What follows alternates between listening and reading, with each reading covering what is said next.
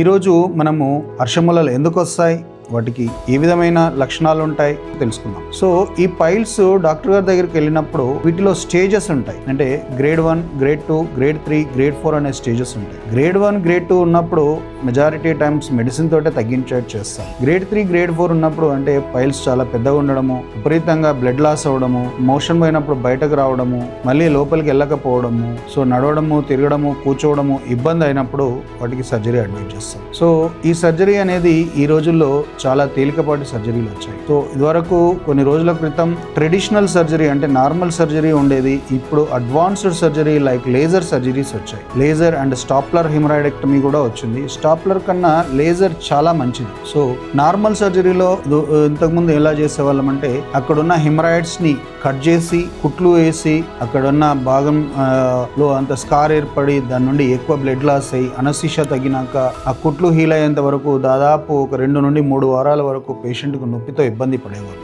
So ఇప్పుడు laser surgery విధానం వచ్చాక లేజర్లో మార్నింగ్ సర్జరీ చేసుకొని ఈవినింగ్ ఇంటికి వెళ్ళిపోయి నెక్స్ట్ డే డ్యూటీకి వెళ్ళిపోవడం, నెక్స్ట్ డే ఆఫీస్కి వెళ్ళిపోవడము, అతను రొటీన్ వర్క్స్ చేయడం జరుగుతుంది. Thank you.